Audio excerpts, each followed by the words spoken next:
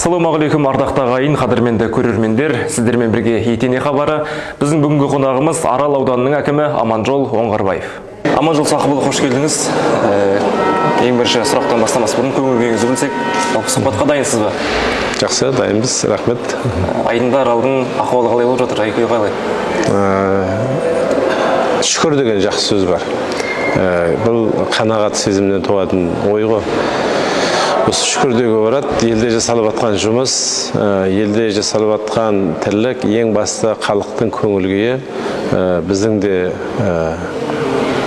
ойымызбен мүдделес болғаннан кейін шүкір деп айтуымызға тура келеді.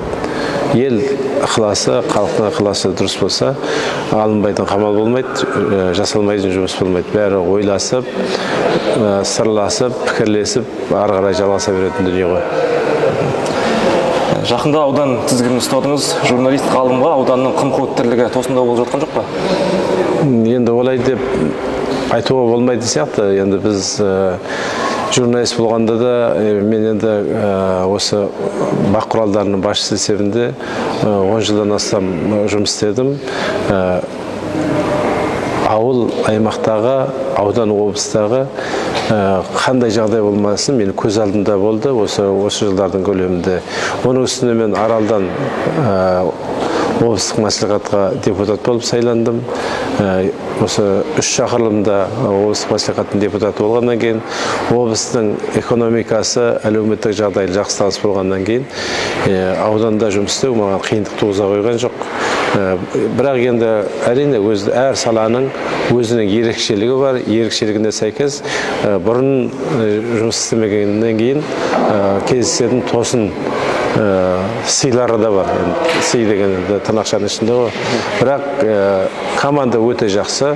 Бұрыннан келе жатқан аудандық әкімдіктегі жігіттердің осы өз салаларын меңгергендігі, және олар қиналмай жұмыс істейтіндігі менің жұмысыма да үлкен оң әсерін берді деп ойлаймын. Арал өңірі өнер мен әдебиеттің өркендеген жер екені баршаға аян. Осы тұрғыда өнер мен әдебиетті дамыту бойынша қандай жобаларды қолға алып жатсыздар? Жалпы Арал өте бір мәдениеті де, әдебиеті де, ғылымы да бір ерекше қалыптасқан аймақ. Оған енді түрлі факторлар әсер етеді.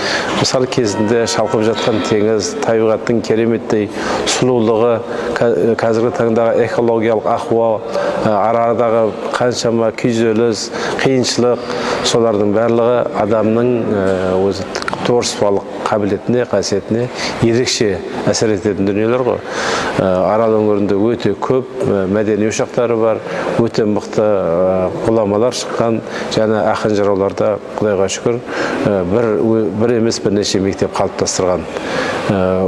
Бұл алдағы уақытта үлкен көлемде, үлкен деңгейде, үлкен мақсаттармен жасалатын сөз айтып отқаның.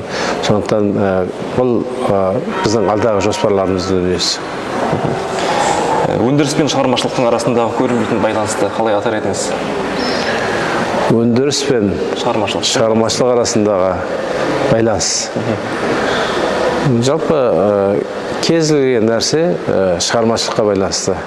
Өндіруші, егер өзінің творчествосына, өзінің ішкі қабілетіне сенбесе, ол мықты өндіруші болмайды. Кез келген кәсіпкерді алып қараңыз, ол өзінің өнімін өндірген кезде міндетті түрде ғылымға, міндетті түрде творчествоға арқа сүйейді. Егер оған арқа сүймесе, одан бір кереметте бір нәтиже күтілмейді.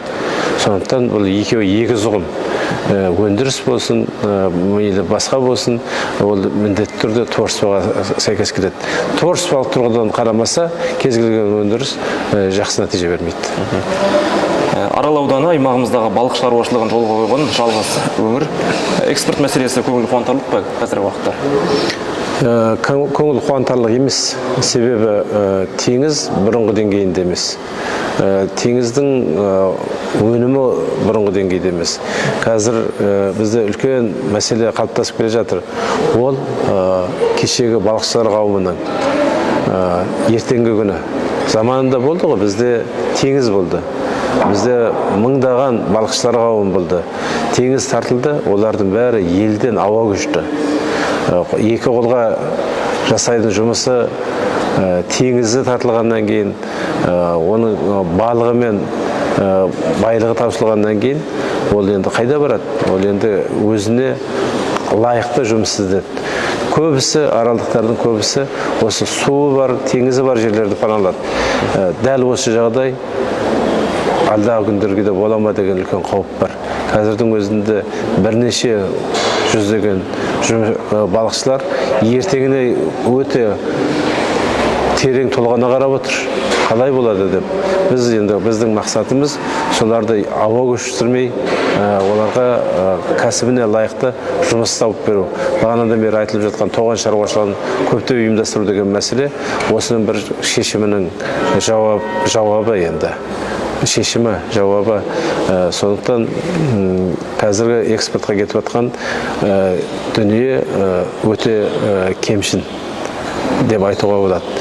Өйткені бұрынғы мүмкіндіктерден әлдеқайда төмен болып жатыр. Сондықтан енді бұл мақсатта біз басқа да шаруашылықтарды ұйымдастыра отырып қол жеткіземіз деген ойымыз бар. Ауыл ақсақалдарымен байланыс қалай? Жалпы белгілі бір мәселелерді ақсақалдармен кеңесіп отырып қабылдайтын уақыттар бола ма? Өте жақсы байланыстамыз. Мен енді өзің айтқандай шығармашылықтың өкілімін ғой. Біз бұрын осы Арал ауданынан сайланған депутат есебінде де, ағайын туыс есебінде де Арал өңіріндегі барлық ақсақалдармен және елдің беткүстар азаматтарымен етене араласып келе жатқан адаммын. Сондықтан кез келген жерге бармайын, қай жерде жүрмейін, олар мені үнемі қолдап, өзіміздің ініміз, өзіміздің баламыз деген мақсаттарын жеткізіп отырады. Көздеген ойлары соған бейімделіп тұрады. Сондықтан біз олармен үнемі байлассамыз, кез келген нәрсені ақылдасып шешеміз. Біздің сұрақтар осымен тәмам аға. Алтын уақытыңызды бөліп, арнайы сұхбатқа келіскеніңіз үшін алғыстан басқа айтарымыз жоқ. Алдағы жоспарларыңызға сәттілік тілейміз. Жақсы, рахмет.